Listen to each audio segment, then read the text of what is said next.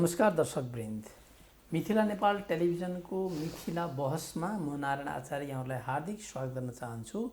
दर्शकवृन्द, नेकपा सत्तासीन दल एकीकरण भइसके पछाडि यस माताहतका कमिटीहरू कसरी सञ्चालित छन्, यो आम कार्यकर्ता र जनसमुदायको चासोको विषय रहिआएको छ।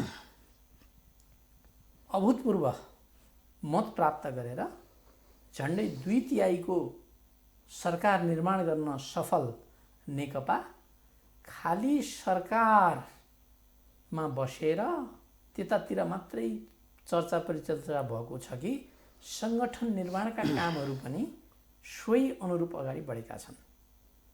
एकता टाउको जोडियो, तल फाटियो कि के भयो त? तलका कमिटीहरू के गरिरहेका छन् र समग्रमा पार्टी एकीकरण कार्यगत अथवा सत्ता लिप्साका लागि हो कि यो सैद्धान्तिक एकता हो भन्ने प्रश्न पनि विभिन्न किनारबाट उठ्ने गरेको छ। यो विषयमा आजको मिथिला बहसमा हामी निसन्देह कुराकानी गर्नेछौँ र सबै पेसाकर्मीहरू 2046 सालको आन्दोलन पछाडि जब बहुदलीय व्यवस्थाको स्थापना भयो, पार्टी अनुसारका पेसागत कमिटीहरू निर्माण हुन थाले। यसले हामीलाई कतातिर लैरहेको छ, यो राम्रो हो कि नराम्रो हो, यो विषय पनि आज आउनेछ। सरकार, त्यसमा पनि स्थायी सरकार भनेर चिनिने निजामती कर्मचारीहरू राजनीतिमा लाग्दा मुलुक सञ्चालनमा असर परेको छ कि छैन, अथवा जुन आमूल परिवर्तनका कुराकानीहरू गरियो, हाम्रो हिजो पञ्चायतकालीन मानसिकतामा खास गरी निजामती कर्मचारीहरू, नेपाली सेना र नेपाल प्रहरी, सशस्त्र प्रहरी, यो पेसागत हिसाबबाट उनीहरूको मनोविज्ञान कस्तो छ?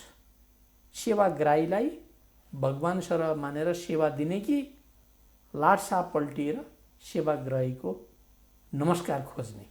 यी यावत पेचिला प्रश्नहरू पनि हाम्रा सामु खडा भइराखेका छन्। हामी निसन्देह आजको मिथिला बहसमा समयले साथ दिए यो विषय उठाउनेछौँ र आज हामीले पेसागत क्षेत्रबाट पेसागत कमिटीलाई प्रतिनिधित्व गर्ने हिसाबबाट हाम्रो मिथिला बहसमा प्रेम पराजुली आउनु भएको छ। उहाँ पेसागत विशेष जिल्ला कमिटी नेकपाको उहाँ अध्यक्ष हुनुहुन्छ र धेरै पेसागत कमिटीहरू त्यसमा आबद्ध छन् र त्यसको लिडरसिप, त्यसको नेतृत्व उहाँले गरिराख्नु भएको छ। म प्रेम पराजुली सरलाई म हार्दिक स्वागत गर्न चाहन्छु। नमस्कार। आराम हुनुहुन्छ? अब यो पेसागत विशेष जिल्ला कमिटी 77वटा जिल्ला, 77वटा कमिटी त भइहाल्यो नेकपाको। अनि यो पेसालाई राजनीति गर्ने हिसाबबाट हो अथवा उद्देश्य जेसुकै होस्, यो पेसागत विशेष जिल्ला कमिटी भनेर निर्माण गरिएको छ। यो किन निर्माण गरियो र यसले कुन कुन क्षेत्रलाई समावेश गर्छ, यो कमिटी कस्तो खालको कमिटी हो भन्नेबाटै आजको बहस सुरु गरौँ। धन्यवाद कमरेड। हामीले पेसागत कमिटीको विषयमा कुरा गर्दाखेरि 46-47 को आन्दोलनलाई सम्झिनुपर्छ। 46-47 को आन्दोलन ताका तत्कालीन पञ्चायती व्यवस्था एउटा निरङ्कुश तानाशाही पञ्चायती व्यवस्था थियो। त्यसको विरुद्धमा विभिन्न राजनैतिक दलहरू, तत्कालीन माले, मार्क्सवादी, नेपाली काङ्ग्रेस लगायतका राजनैतिक दलहरू त्यो निरङ्कुश व्यवस्थाको विरुद्धमा थिए। अब त्यसको चरणमा त्यसको विरुद्धमा आन्दोलनहरू भयो र 46-47 को आन्दोलनमा जो निर्णायक आन्दोलन भयो र त्यो निर्णायक आन्दोलन हुँदाखेरि उपत्यकामा खास गरेर विभिन्न जिल्लाबाट आएका यहाँ पेसा व्यवसायमा रहेका विभिन्न क्षेत्रहरूमा चाहिँ काम गरेर बस्नुभएका, चाहे साना फुटकर व्यापारीदेखि लिएर विभिन्न तह तब्कामा रहनुभएका त्यस्ता व्यवसायीहरू जो त्यतिखेरका राजनीतिक सङ्गठनहरूले पार्टीहरूले सङ्गठित गर्न सकेका थिएनन्, तर उनीहरूको पनि ठुलो मात्रामा सहभागिता रह्यो त्यो आन्दोलनमा। र त्यो देखिसकेपछि तत्कालीन नेकपा माले र मार्क्सवादीको एकीकरण पनि भएको थियो 47 सालमा। एमाले बनिसकेका थियो। आन्दोलन गरिरहँदाखेरि माले मार्क्सवादी अलग अलग थिए। संयुक्त जनमोर्चा आन्दोलन सफल भइसकेपछि माले र मार्क्सवादीको एकीकरण भयो 47 सालमा। र त्यसको चाहिँ एउटा 5औं राष्ट्रिय महाधिवेशन भयो काठमाडौँमा। र त्यो 5औं राष्ट्रिय महाधिवेशनले र माले त्यतिखेर भूमिगत अवस्थामा थियो, अर्थात् कम्युनिस्ट पार्टीहरू सबै पार्टीहरू भूमिगत अवस्थामा थिए। अब खुला राजनीतिमा आइसकेपछि त्यो आन्दोलनकारी शक्तिलाई पनि जो असङ्गठित अवस्थामा थियो अर्थात् पार्टीको दायरामा थिएन, तर पनि पञ्चायत व्यवस्थाको विरुद्धमा र परिवर्तनको पक्षमा ठुलो जनलहर देखियो। र त्यो परिवर्तनको पक्षमा देखिएको त्यो विभिन्न पेसा व्यवसायमा रहेका असङ्गठित मान्छेहरूलाई पनि पार्टीबाट पार्टीको शिक्षा दीक्षाबाट सुसज्जित गर्नुपर्छ र मुलुकको आमूल परिवर्तनको जुन महाअभियान बाँकी थियो त्यो काममा उनीहरूलाई पनि सहयोग गर्नुपर्छ भनेर पार्टीको 5औं राष्ट्रिय महाधिवेशनले उपत्यकामा एउटा पेसागत बुद्धिजीवीहरूलाई पनि जम्मा गर्ने, उनीहरूको बिचमा पनि पार्टी काम गर्ने भनेर जिल्ला कमिटी गठन गर्ने निर्णय गर्यो। र त्यो गठन गर्ने निर्णय भएपछि यो क्षेत्रमा हामीले चाहिँ नि पेसागत बुद्धिजीवी विशेष जिल्ला कमिटी भनेर गठन भएर त्यहाँदेखि यो सञ्चालन हुँदै आएको छ। र अहिले नेकपा हुँदाखेरि पनि हामी त्यो कुरालाई निरन्तरतामा छौँ। हाम्रो क्षेत्रमा अब एकीकरणका कामहरू बाँकी छ। हामीले विशेष गरेर उपत्यकामा विभिन्न पेसा व्यवसायमा रहनुभएका जस्तो प्राध्यापन क्षेत्रमा रहेका, रिटायर भएका अथवा आंशिक रूपमा रहेका वा अन्य साना खुद्रा व्यापारीदेखि लिएर अन्य विभिन्न व्यवसायहरूमा रहनुभएका, इन्जिनियरिङ क्षेत्रका, स्वास्थ्यसँग सम्बन्धित रहेका, प्राइभेट क्षेत्रका विभिन्न तहका सबै खालका मान्छेहरूलाई हामीले यो क्षेत्रमा समेटेका छौँ। भनेपछि यसमा यो के भन्छ शिक्षकहरू पनि हुनुहुन्छ, प्राध्यापकहरू पनि हुनुहुन्छ, निजामती कर्मचारीहरू पनि हुनुहुन्छ। यस्तो छ जस्तो अब कतिपय क्षेत्रहरूलाई अहिले अब कानुन अहिलेकै त्यति बेला पनि कानुनले चाहिँ रोकेको छ र कानुनद्वारा वर्जित भएकाहरूसँग हामीले डाइरेक्ट उनीहरूसँग त्यो खालको कुराहरू गर्दैनौँ, जसलाई कानुनले पनि खोक्लो गरी काम गर्न दिएको छ। त्यस्तो साथीहरूसँग हामीले कमिटी बनाएर उनीहरूको माध्यमबाट कामहरू गरेका छौँ। यद्यपि जसलाई कानुनले रोकेको छ उनीहरू चाहिँ नि अब हामीसँग नजिक भएका अथवा हामीले देखिराखेका छौँ। अब कोही अरू दलहरूसँग, कोही अरू कुन दलसँग नजिक भएर उनीहरूको समीपमा बसेर कामहरू गरेका छन्। र जहाँ जहाँ कानुनले अवरोध सिर्जना गरेका ठाउँहरू छन् त्यहाँ ट्रेड युनियनहरू गठन भएको छ र त्यहाँ चाहिँ ट्रेड युनियनको माध्यमबाट उनीहरूका आफ्ना वृत्ति विकासका कुराहरू, आफ्नो चाहिने पेसागत हक अधिकारका कुराहरू, सुरक्षाका कुराहरू, ती विषयहरूमा चाहिँ उहाँहरूले ट्रेड युनियनको माध्यमबाट त्यो कामहरू गर्नुहुन्छ। हामीले चाहिँ हाम्रो क्षेत्रमा पार्टीका कुराहरू, आम परिवर्तनका कुराहरू र चाहिने पार्टीले दिने जुन पार्टीले अगाडि परिवर्तनका कार्ययोजनाहरू अगाडि सारेका हुन्छ ती कुराहरूको प्रचार प्रसार गर्ने र त्यसलाई सफल पार्नको निम्ति हामीले चाहिँ प्रयत्न गर्ने। अब कानुनले वर्जित गरेका मान्छेहरू पनि त्यो क्षेत्रका मान्छेहरूलाई पनि यहाँहरूले भूमिगत रूपमा छद्म नाम राखेर चाहिँ सङ्गठित गर्नुभएको छ। राज्यका काम छोडेर चाहिँ नि तपाईँहरूको कमिटीका कामहरू गर्छन् भन्ने आरोप छ नि। होइन, त्यो पहिले एक जमानामा थियो होला, कसैले गरे होला, तर हामीले चाहिँ के गरेका छौँ भने हाम्रो उद्देश्य भनेको कुनै पनि हामी अहिले त अब ट्रेड युनियन भनेको छ, ट्रेड युनियनबाट सबै त्यो किसिमले कामहरू हुन्छ। एक जमाना थियो जति बेला ट्रेड युनियन थिएन त्यति बेला हामीले पनि उनीहरूका वृत्ति विकासका कुराहरू, सरुवा बढुवाका कुराहरू, आदिवासीका कामहरूमा हामीले पनि सहजीकरण गर्ने कामहरू चाहिँ गऱ्यौँ।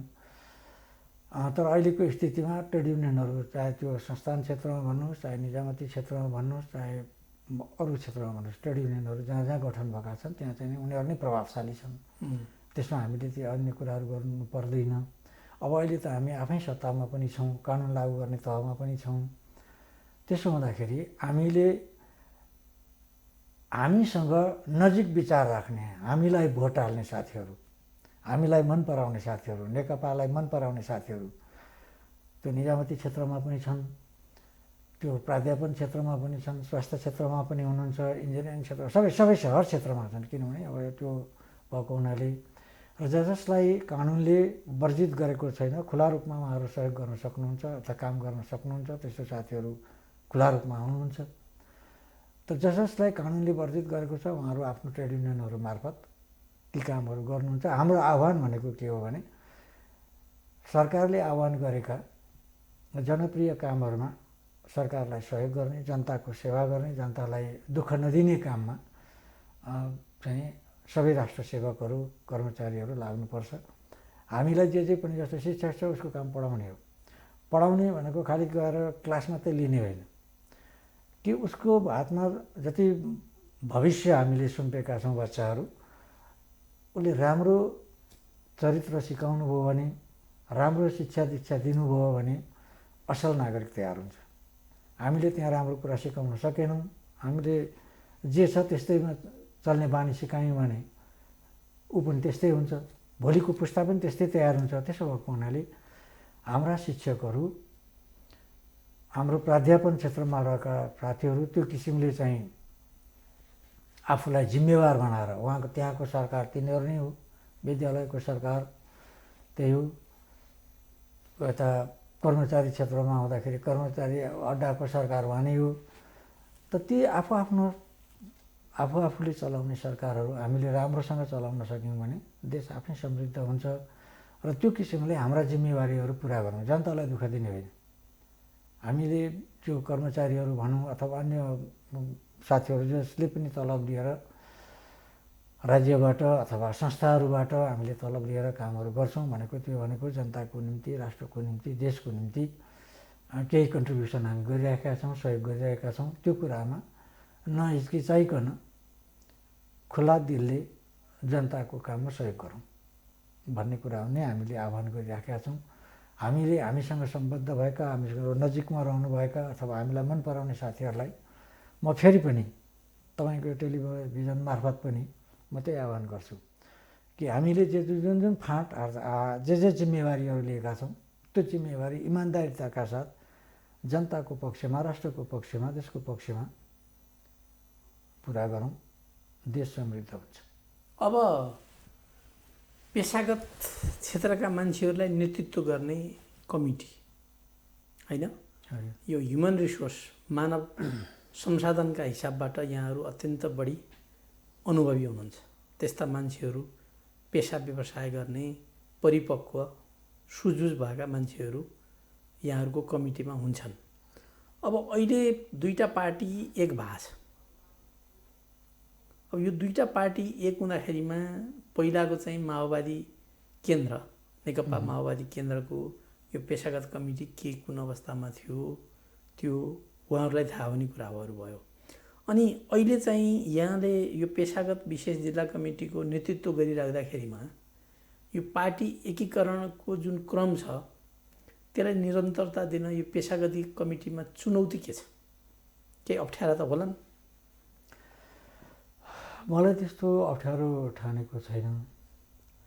हाम्रोमा चाहिँ अलिकति केही वैधानिक व्यवधानहरू भएको कारणले अलिकति एकीकरणको कामहरू अलिकति ढिला भएको छ। तर अब हामी अगाडि एक चरण, दुई तिन चरण हामी उहाँहरूसँग वार्ता बसेका छौँ, कुराकानीहरू भएको छन्। अब पार्टीले अहिले दिएको जुन टाइमलाइन दिएको छ, हामी त्यो टाइमलाइनभित्र हाम्रो एकीकरणको कामहरू हामी टुङ्ग्याउँछौँ। अनि अहिले चाहिँ पार्टीको गतिविधि यहाँहरूले कसरी सञ्चालन गर्नुभएको छ? अहिले एकीकृत नभइसकेको अवस्थामा पूर्ववत अवस्थामा नेकपा माओवादी केन्द्रसँग सम्बद्ध रहनुभएका साथीहरू उहाँहरूले पहिले जसरी चलाइरहनु भएको थियो त्यसरी नै चलाइरहनु भएको छ। अहिले हामीले पूर्व एमालेसँग सम्बद्ध भएका साथीहरू पनि पहिलेकै ढङ्गमा यो बिचमा चाहिँ एकीकरण भइहाल्ने भयो भन्ने हिसाबले हामीले झन्डै 2 वर्ष चाहिँ अलिकति त्यति अब आज हुन्छ भोलि हुन्छ पर्सि हुन्छ भन्ने हिसाबमा गन्दा गर्दै बित्यो। त्यो बिचमा हामीले गरेनौँ। तर यो पछिल्लो समयदेखि जब पार्टीको महाधिवेशनको चर्चाहरू चल्न थाल्यो त्यस पछाडिदेखि चाहिँ हामीले आफ्ना क्षेत्रका कमिटीहरूलाई ल नवीकरणको कामहरू अगाडि बढाउनुपर्छ है भन्ने साथीहरूलाई राखेर अब यो अहिले कोभिडको कारणले पनि भेटघाट अहिले सम्भव छैन। त्यसो हुँदाखेरि जुम मिटिङहरूको माध्यमबाट हामीले साथीहरूसँग फ्रिक्वेन्टली भेटघाट र छलफलका कार्यक्रमहरू चाहिँ गरिरहेका छौँ। कोभिडको प्रभाव अथवा कोभिड आएको त 6-7 महिना भएको छ। हजुर, त्योभन्दा धेरै अगाडि एकीकरण सम्पन्न भइसकेको हो। नेताहरू चाहिँ नि सत्तासीन दल भएको हिसाबले उतापट्टि जोड घटाउमा लाएर व्यस्त भएर यता चाहिँ कमिटीको निर्माण गर्नलाई अलि ध्यान नपुग्या हो कि? होइन, त्यसै पनि नहोला। त्यो चाहिँ अब माथिल्लो नेताहरूलाई सोध्न पर्यो होइन। अब मैले चाहिँ के ठान्छु भने यो एकता हुँदाखेरि भनौँ अथवा यो चाहिँ अहिले पार्टी सरकारमा हामी सत्तारूढ पार्टीका कार्यकर्ता हौँ अनि अब एकता भएको छ। एकता पनि कस्तो अवस्थामा भएको छ भने तपाईँले अलि अगाडिको वैशाखको कुरा अथवा जेठको कुरा हेर्नुभयो भने यति बेला हामी स्थानीय चुनाव गर्दैथ्यौँ। त्यति बेला चाहिँ हाम्रो चाहिँ मारामारको स्थितिमा हामी अलग अलग उसमा चाहिँ काम गर्दैथ्यौँ। उसले त काङ्ग्रेससँग त्यही त अलग अलग मोर्चामा बसेर हामी काम गरिराखेका थियौँ। तर त्यो निर्वाचनको घोषणा भएर ती निर्वाचित प्रतिनिधिहरूले काम सुरु गरि नसक्दै फेरि अर्को निर्वाचनको तयारीको कुरा सुरु भयो। त्यतिखेरै हाम्रो फेरि एलायन्स बन्यो। एलायन्स पनि यस्तो बन्यो कि चुनाव सकिएपछि पार्टी एकीकरण गर्ने घोषणाका साथ एलायन्स बन्यो। र हामी त्यो किसिमले हिजोको तिक्तता तुरुन्तै बिर्सिएर फेरि नयाँ समीकरणका साथ हामी चुनावमा गयौँ। यसो हेर्दाखेरि आम मान्छेले हेर्दाखेरि अथवा जसकैले पनि हेर्दाखेरि यो अघि तपाईँले पनि भन्नुभयो अब यो चाहिँ अलि अप्राकृतिक भयो कि भने जस्तो पनि भयो, हतारमा गरियो कि भने जस्तो पनि भयो, स्वाभाविक जस्तो देखिएन भन्ने कुराहरू पनि छन्। त मलाई चाहिँ के लाग्छ भने नेपालमा 6 सालमा कम्युनिस्ट पार्टी स्थापना भयो। त्यसका पहिलो दोस्रो तेस्रो महाधिवेशन संयुक्त रूपमा भयो। त्यस पछाडि छिन्न भिन्न भएर तितरबितर भयो सबै। यो आफै तितरबितर भएको थिएन। यो तितरबितर बनाउनलाई विभिन्न खेलहरू पनि भएका थिए र त्यो छिन्न भिन्न भएर त कहिल्यै पनि कसैलाई पनि एकीकृत हुन नदिने खालको खेलहरू हाम्रो राजनीतिमा चलि नै रह्यो। र यो चलि नै रहँदाखेरि हामीले घोषणा गरेर अब एकता हुन्छौँ है भन्ने हिसाबमा त्यो चाहिँ तिथिमिति तोकेर त्यो अलिकति सबैको चाहिँ तलदेखि माथिसम्म सबै जनमत सङ्ग्रह गर्दै गएका हुन्थ्यौँ भने यो हुने थिएन। एकता पनि हुने थिएन, त्यो कार्यगत एकता पनि हुने थिएन। हिजोसम्म चाहिँ कि त छैनस् कि म छैन भन्ने हिसाबमा लडिरहेका दुईवटा पार्टीहरू मिल्ने स्थितिमै थिएन कार्यकर्ता लेभलको जनमत लिँदाखेरि। तर के हो भने नेताहरूले सुझबुझका साथ त्यो काम गर्नुभयो, एकता भयो, जनताले भोट हाले, त्यसलाई अनुमोदन पनि गरे, अनुमोदन भएको र त्यो एकता हठात रूपमा भएको देखिए पनि त्यो जनसमर्थनबाट त्यो सही साबित भएको छ।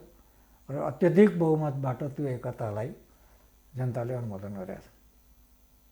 यो 2/3को झनै नजिकको भनेको कार्यकर्ताले भन्दा पहिला जनताले अनुमोदन गरे। एकदम सही कुरा। अनि कार्यकर्ताले पनि त्यो कुरोलाई त बोकेर गए नि त चुनावमा। एकताको पक्षमा र सबै गए। एकताको पक्षमा, उम्मेदवारहरूको पक्षमा मत मागेर त्यो किसिमले कार्यकर्ताहरू पनि गए, जनताले पनि त्यसलाई चाहिँ समर्थन गरे। र यसलाई भन्दाखेरि मैले चाहिँ भन्नुपर्दाखेरि के हो भने यो हठात पनि थिएन, यो आवश्यकतामा थियो र नेताहरूले बुद्धि पुर्याउनु भयो, दूरदर्शी नेताहरू हुनुहुँदो रहेछ, त्यो कुरालाई जनताले समर्थन गरे, एकदम हार्दिक स्वागत गरे। र त्यो एउटा कुरा नि कमरेड, मैले यहाँलाई रोकेर के प्रश्न सोधेँ भने मान्छेको एउटा ओरिएन्टेसन हुन्छ। नेपालमा नेपाली काङ्ग्रेसको स्थापना भयो, त्यो काङ्ग्रेसीपन, त्यो स्वभाव भएका मान्छेहरू नेपाली कङ्ग्रेसको झन्डामुनि, विचारमुनि, सिद्धान्तमुनि गए। 6 सालमा कम्युनिस्ट पार्टीको स्थापना भयो, त्यो पनालाई मन पराउनेहरूलाई कम्युनिस्ट पार्टीले नेतृत्व गर्दै गयो होइन। अब यहाँहरूको पार्टीमा आउँ, बन्दुक समातेर बन्दुकबाटै म संसार चाहिने म परिवर्तन गर्छु भन्ने त्यो एउटा विश्वासबाट अगाडि बढेको पार्टी, यद्यपि सम्झौतामा टुङ्गियो, सकारात्मक कुरा होला, स्कुलिङ त त्यो हो नि त। अनि यहाँहरू धेरै अगाडि 28 सालतिरै बन्दुक छोडिसकेको, यो गल्ती गऱ्यौँ भनेको, आत्मालोचना गरिसकेको, जनताको मतबाट नै आउनुपर्छ होइन।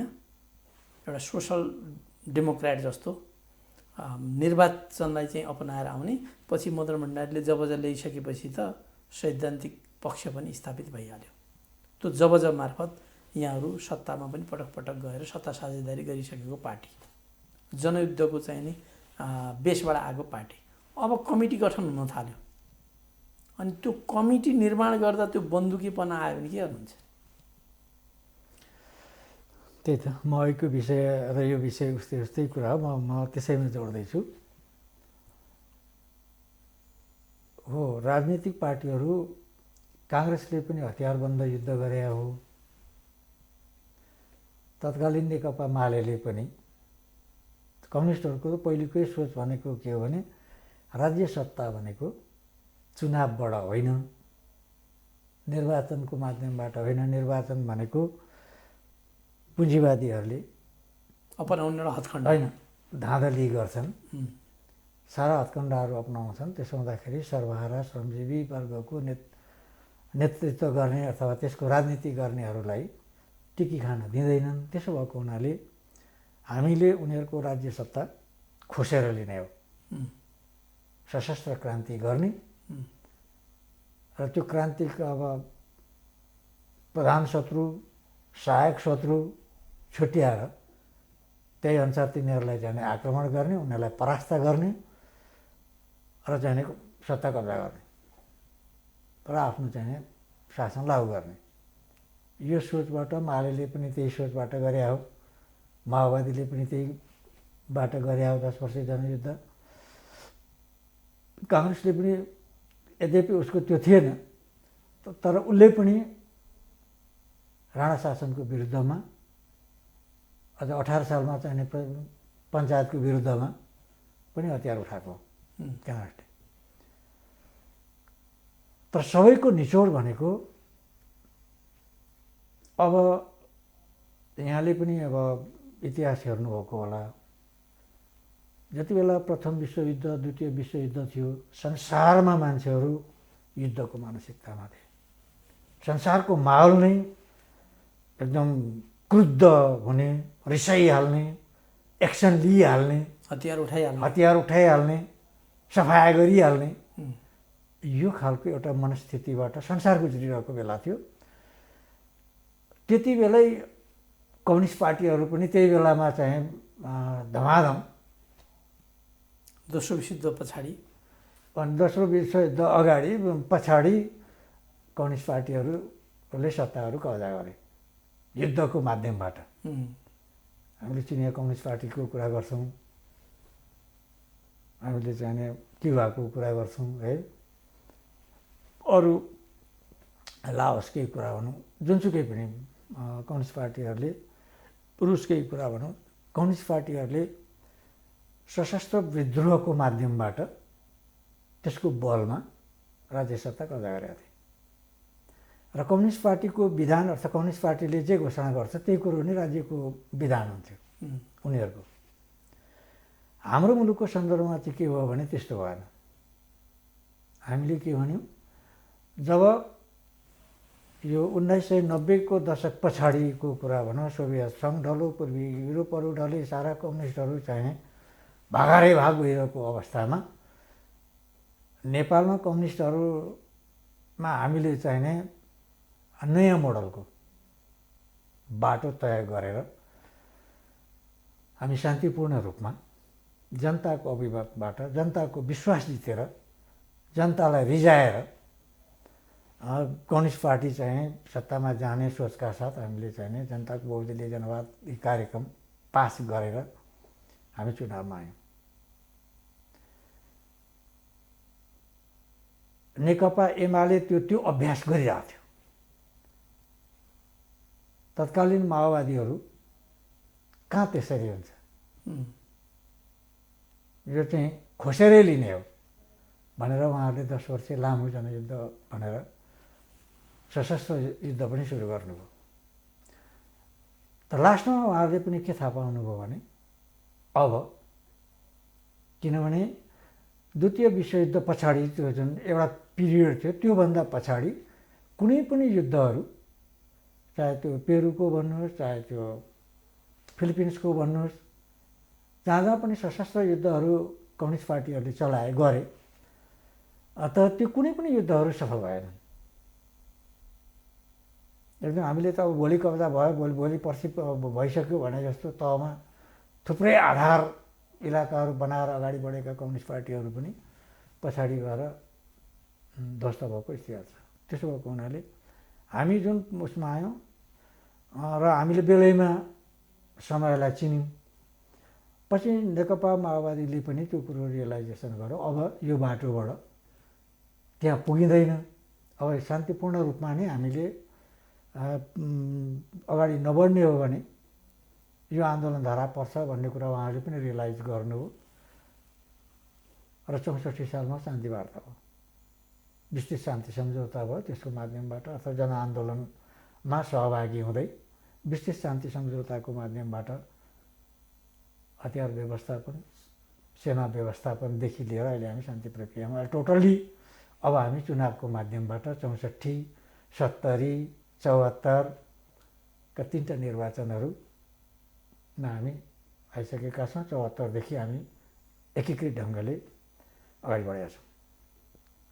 त्यसो हुँदाखेरि के हो भने अघि भनेका कम्युनिस्ट पार्टीहरू जो आन्दोलनको माध्यमबाट, सङ्घर्षको माध्यमबाट सत्ता, राज्य सत्ताहरू कब्जा गरेर कम्युनिस्ट पार्टीले जे विधान बनाउँथ्यो त्यही कुरो राज्यको विधान र हाम्रो विधान, हामी चाहिँ अलिकति पृथक तरिकाले आयौँ।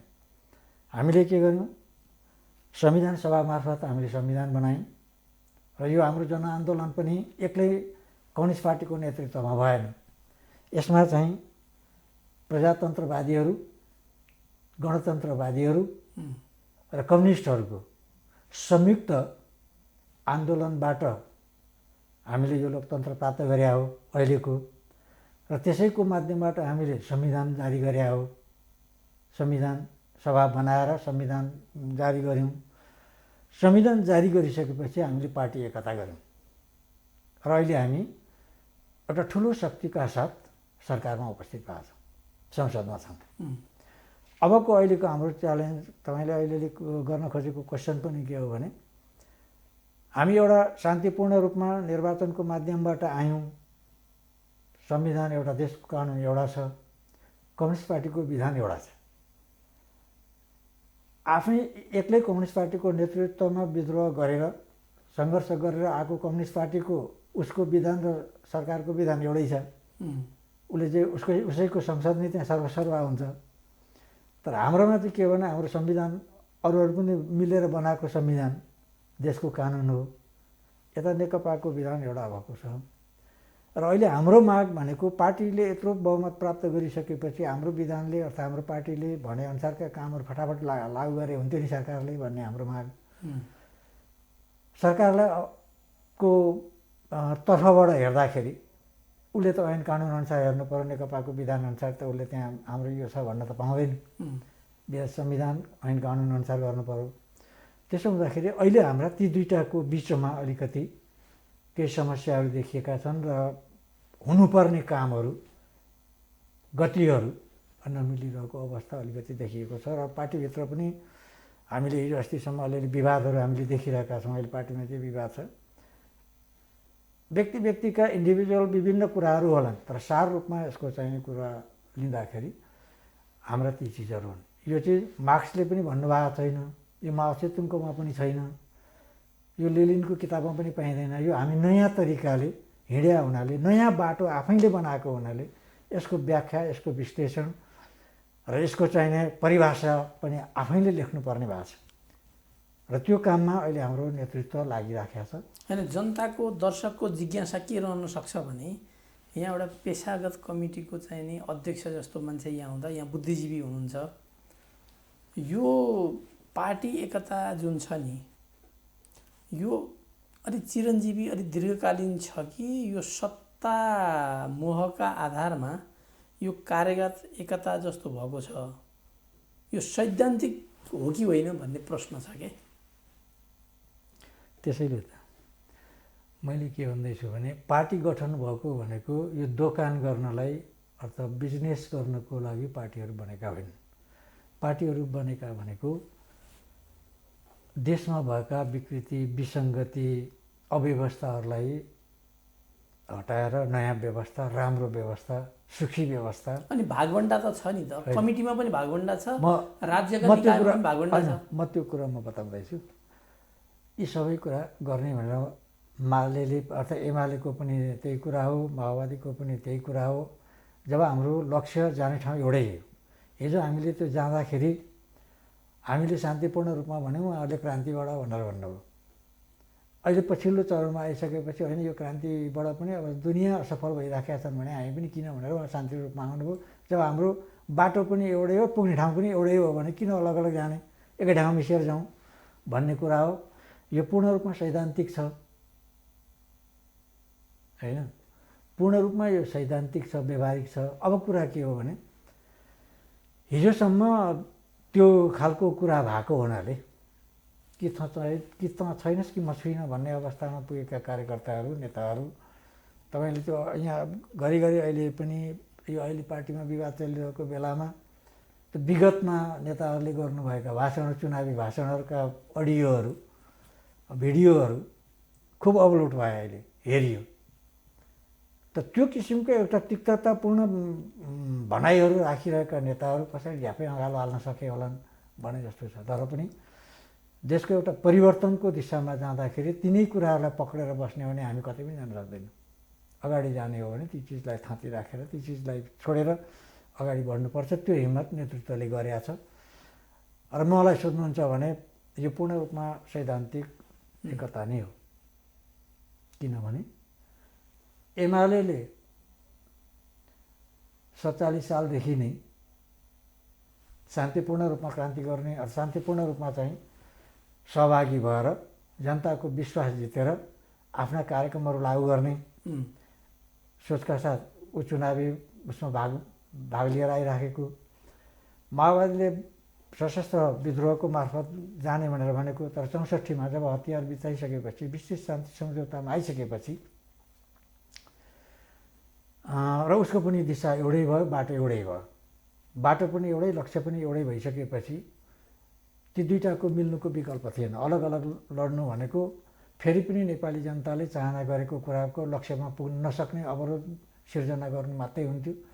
त्यो कुरालाई नेताहरूले देख्नु हो। त्यसो भएको हुनाले यो सैद्धान्तिक हिसाबले नै एकता हो। हिजोसम्मका हाम्रा काम व्यवहारहरू फरक फरक ढङ्गले भइरहेको हुनाले ती चिजको अहिले एकदम अन्तर्घोलन हुने कुरामा अलिअलि भएको छ। तर अब यो 1 वर्ष 2 वर्ष महाधिवेशन, एक महाधिवेशनसम्म त्यो खालको खटपटहरू रहँदै गर्छन्। पहिले मार्क्सवादी र मालेको बिचमा सैद्धान्तिक बहसको त एउटा जीवित पार्टीमा कुनै कुरै भएन। तर यहाँले जुन सैद्धान्तिक रूपमै हामी एकताबद्ध भएका छौँ भन्ने जुन स्टेटमेन्ट दिनुभएको छ, जस्तो एकाएक कमरेड प्रचण्डले, एउटा अध्यक्षले त्यो सरकारको नेतृत्व गर्ने कुरा आधा आधा भन्ने हाम्रो गोप्य सम्झौता थियो भने सार्वजनिक गर्नुभयो। विवाद त त्यहाँबाट सुरु भयो होइन। यता जनताहरू कोरोनाको मारमा भएको बेलामा बाढी पहिरोबाट जनधनको ठुलो क्षति भएको बेलामा सत्तारूढ दलका भएका हिसाबले त्यसमा पनि यहाँहरू हामीभन्दा सबैभन्दा ठुलो party cadre based party 8 lakh त हाम्रो सङ्गठित सदस्यहरू छन् भन्ने पार्टीका नेताहरू त्यो जनतालाई राहतका लागि जनजीविकाका सवालहरूमा चाहिँ नि सरकारलाई सल्लाह दिने साटो सरकारको नेतृत्व कसले गर्ने भनेर प्रधानमन्त्रीको राजीनामा माग्दै पनि त हिँडियो नि त, हिँडिएन र? त्यो आधारमा कसरी सैद्धान्तिक भन्न मिल्छ? त्यही त मैले अघि के भने हाम्रो जाने ठाउँ पनि एउटै, बाटो पनि एउटै भनेपछि हाम्रो सिद्धान्त भन्ने कुरा पनि एउटै नै भइसक्यो। किनभने हामी चुनावकै माध्यमबाट जाने, अब हतियारबन्द युद्धहरू नगर्ने, जनताकै विश्वास लिएर सत्तामा जाने, आमूल परिवर्तनका कामहरू गर्ने, जनताको साथ र सहयोग लिएर यसलाई साम्यवादसम्म चाहिँ डोर्याउने भन्ने सहमतिका साथ पार्टीहरू एकीकरण भएका छन्। अब कुरा के हो भने यो भनेको सैद्धान्तिक कुरा नै हो। किनभने समाजवाद ल्याउने भन्ने कुरामा, समाजवाद जाने भन्ने कुरामा अहिलेको विवाद भनेको अब भन्दाखेरि के लगाउने, कोट लगाउनु पुग्छ नि भन्ने कुरा होला, कोट लगाउनु पुग्दैन इष्टकोट मात्रै लगाउने हो भन्ने कुरो होला। त यस्ता खालका कुराहरूमा चाहिँ हाम्रो अहिले देखिएका विवादहरू भनेको त्यो खालको विवाद हो। आम रूपको जुन विषयवस्तु सिद्धान्तको कुरा भन्नु ती चिजहरूमा केही विवाद होइन। अहिलेको भनेको के भने अब मैले काम पाइनँ, यता काम असरल भएको छ, त्यो काम यसरी गरौँ भन्ने कुराहरूको विषयमा अब बोल्दाखेरि भन्दाखेरि शैलीगत कुराहरूमा अब कतिपय कुराहरूमा चाहिँ विवाद अथवा चाहिँ रातो पिरो भएर प्रस्तुत हुने कुराहरू भयो होला। त्यसले चाहिँ नि एक खालको टेन्सन सिर्जना गर्यो होला। तर पनि अब त्यो लेभलको स्थिति चाहिँ हाम्रो होइन जस्तो लाग्छ मलाई। यद्यपि अहिले एउटा युद्ध विरामको स्थितिमा कार्यदल गठन भइसकेपछि त्यसको चाहिँ नि प्रतिवेदन प्रस्तुत भएपछि अहिले अलिकति एउटा अवस्थामा आएको छ। यहाँहरूको पार्टीको चाहिँ समस्या समाधान होस्। अब एउटा बुद्धिजीवीका आँखाले अब यहाँ निष्पक्ष त कसरी हुन सक्नुहुन्छ एउटा पार्टीको अध्यक्ष भएर बसिराखेको अवस्थामा? तथापि सरकारका गतिविधिहरू, सरकारका क्रियाकलापहरू जनताप्रति उत्तरदायी भएर भएका जस्ता लाग्छन् अहिले यो सङ्कटको बेलामा। सरकारको एउटा स्वच्छ मूल्याङ्कन बुद्धिजीवीका हिसाबले गर्नु पऱ्यो भने कसरी गर्नुहुन्छ? मलाई चाहिँ म चाहिँ के ठान्छु भने यो सरकार पञ्चायती सरकार जस्तो पनि होइन, अगाडिको हाम्रो बहुदलीय सरकार जस्तो पनि होइन। एउटा कल्पना गर्नुहोस्, हामीले बनाएको घर भत्कायौँ र नयाँ घर हामीले बनायौँ, नयाँ विभिन्न घरहरू। अहिले त पहिलेको जस्तो एकीकृत एउटा मात्रै राज्य, एउटा मात्रै सरकार भएको सरकार होइन नि त्यो त। हामीले 3टा सरकार बनाएका छौँ। उनीहरूको काम कारबाहीहरू हामीले बाँडेका छौँ, उनीहरूको अधिकारका कुराहरू बाँडेका छौँ। अहिले के भने सङ्घले अथवा प्रदेशले अथवा स्थानीय कसैले पनि कसैलाई आदेश गर्न पाउँदैन। पहिले चाहिँ यस्तो ठाडो थियो, माथिबाट तल आदेश हुने। अहिले त्यस्तो होइन। ओरिजिनल लो कसैले कसैलाई आदेश गर्न अनुरोध गर्न सक्छ, आदेश गर्न पाउँदैन, सक्दैन। त त्यो स्थितिको हामीले चाहिँ सबै जनतालाई गाउँदेखि केन्द्रसम्म अधिकार सम्पन्न हामीले बनाएका छौँ। यो नयाँ अत्यन्त भिन्न अवस्थाको कुरा हो। र यो अवस्थामा नेकपाको पहिलो पटक मेजोरिटीको सरकार बनाएको छ। सङ्घमा पनि, प्रदेशमा पनि, स्थानीय तहमा पनि सरकार बनाएको छ। हामी अत्यन्त नयाँ, मैले अघि पनि भन्दै थिएँ, हामी नयाँ चरणमा आयौँ, नयाँ बाटोमा छौँ। यो कुनै पनि मार्क्सवादी किताबहरूमा यस्तो अवस्थामा यसरी जाने भन्ने कहीँ पनि लेखेको छैन हो। अब यति बेला हाम्रा काम कुराहरू के छन् भने अत्यन्त हामी एउटा नयाँ बाटो बनाएका छौँ। त्यहाँ हामीले पिच बनाउनै बाँकी छ, ग्राभेल हान्नै बाँकी छ, अगाडि जङ्गल फाड्नै बाँकी छ, खोलामा पुल हाल्नै बाँकी छ। तर हाम्रो माग चाहिँ के भइराखेको छ भने हामीले त्यो राम्रो पनि पक्ष हो। फेरि जनताको माग चाहिँ के हो भने त्यहाँ पुल पनि छ, त्यो जङ्गल पनि फाँडिसक्यो, पिच भइसक्यो, सल्लाहलाई किन बगेन भन्ने खालको हाम्रो अपेक्षा चाहिँ त्यस्तो छ। त्यो त यहाँहरूले चाहिँ चुनावमा बाँड्नु भयो नि त। सुन्नु न, त्यही होइन, यहाँ गाडी चढ्न नपाएका मान्छेलाई प्लेन ल्याइदिन्छु भन्ने, होइन पानी जहाज ल्याइदिन्छु भन्ने। सुन्नु न, त्यसको पनि त टाइम पिरियडको कुरो हुन्छ नि। त्यो त रातारात बन्ने चिज त होइन, रातारात बन्ने चिज होइन। हामी बनाउँछौँ भन्ने कुरा त साम्यवाद अहिले ल्याइदियो नि त भनेर कसैले भन्दा हाम्रो नारा त हो नि त, होइन लेन त भनेर अहिले भन्नु त अहिले त चाहिँदैन। लक्ष्य हो, हामी त्यता जाँदैछौँ, बाटो हाम्रो त्यतै हो, बनाउँदैछौँ। अहिलेको कुरा के हो भने म तपाईँलाई एक दुईवटा स्ट्यान्स भन्छु। यो सरकार बनेपछि यसले के गर्यो, नयाँ बाटो संरचनाहरू त हामीले बनायौँ, तर तिनीहरूलाई काम गर्ने ऐन कानुनहरू बन्नु पर्थ्यो। पहिलो वर्ष कस्तो ऐन कानुन बनाउने, कसरी बनाउने, हामीले पहिलो वर्ष तिनै ऐन कानुनहरू संविधान सम्मत भएकालाई मिलाउने, नभएकालाई बनाउने कामहरू गरेर पहिलो वर्ष त्यो कुरो भयो। पहिलो वर्ष तपाईँले अगाडिको उसलाई सम्झिनुभयो भने स्थानीय तहका धेरै साथीहरूले हामीले ऐन कानुनहरू केही पनि पाएनौँ, कामै गर्न पाएनौँ, हामीलाई अधिकारै भएन भन्नुहुन्थ्यो पहिलो वर्ष। पहिलो वर्ष सरकारले ती सबै कुराहरू व्यवस्थापन गरिदियो। दोस्रो वर्ष त्यो आएन, हामीलाई कर्मचारी भएन, हामीले काम गर्न पाएनौँ, हाम्रो काम गर्ने हात बाँधेर काम गर भनेर भन्ने कुरो हो। अर्को समस्या राष्ट्रिय उसमा चाहिँ के थियो भने सरकारका कर्मचारीहरूको विन्यास गर्ने कुरा, स्थानीय तहमा, प्रदेशमा, सङ्घमा कसरी राख्ने, घोक्राएर पठाउने कुरा भएन, मिलाएर पठाउनु पऱ्यो, खुसी पारेर पठाउनु पऱ्यो। त त्यो खुसी पार्ने कुरामा, रिझाउने कुरामा, किनभने यो त निरङ्कुश सरकार त होइन, त्यसो भएको हुनाले यसले चाहिँ त्यो काम गर्दा दोस्रो वर्ष कर्मचारी समायोजन एउटा ठुलो जटिल काम थियो। साइकोलोजिकल कुरा हो, हेर्दाखेरि केही पनि होइन, पठाएको भए गइहाल्थ्यो नि तलब खाने मान्छे, धेरै मान्छेहरूले भने, तर त्यसरी पनि हुँदैन, जटिलता थियो।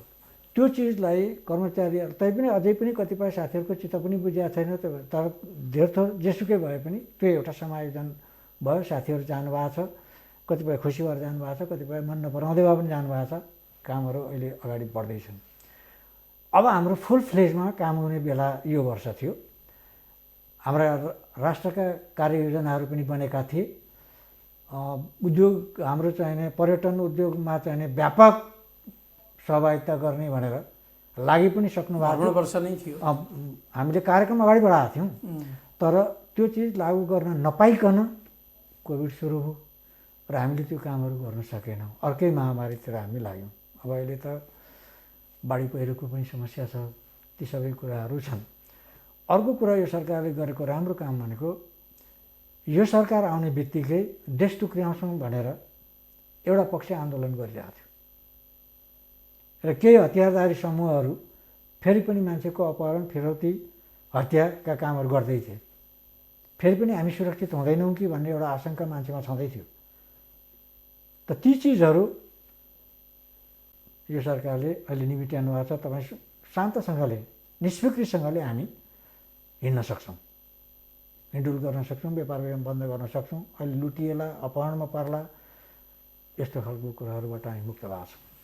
अर्को कुरा भनेको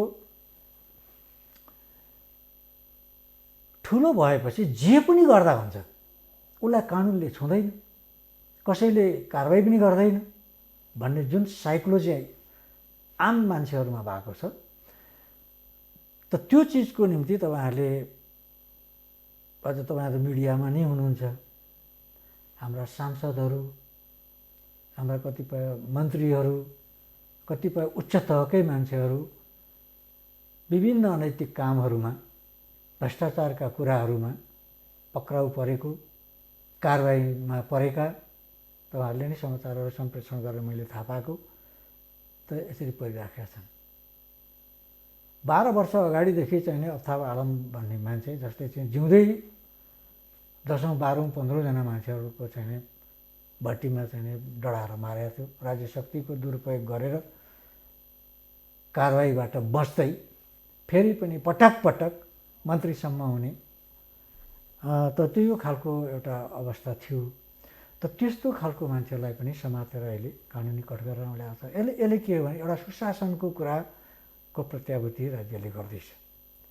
भ्रष्टाचारको कुरामा हुन त मान्छेहरू विभिन्न जे पनि गर्दाखेरि अब अहिले तपाईँहरूले अब कसरी हेर्नु भएको छ, म चाहिँ कसरी ठान्छु भने यो सरकारले ललिता निवास जस्तो एउटा ठुलो धेरै उच्च घरानीय उपल्लो तहका पहुँचदार मान्छेहरूले गरेको छानबिन गर्ने कुरा यदि यो सरकारले यो आँट गर्दैन थियो भने कुनै पनि सरकारले गर्न सक्दैन यो आँट। त्यो त्यति ठुलो आँट गरेर 175 यहाँ भनेपछि सरकारका काम कारबाहीप्रति पोजिटिभ नै हुनुहुन्छ। होइन, गरेका कामको कुरो भनेको राम्रा कुराहरू भएकै छैनन्, केही गरेन, तल बत्ता मात्रै खाए कि क्या हो भन्ने जुन कुरो भन्दैछौँ त्यस्तो होइन। सुशासनका कुराहरू प्रत्याभूति गरेका छ, भ्रष्टाचारमा न्यूनीकरण आएको छ। हो, अहिले सानाभन्दा साना पनि भ्रष्टाचारका केसहरू,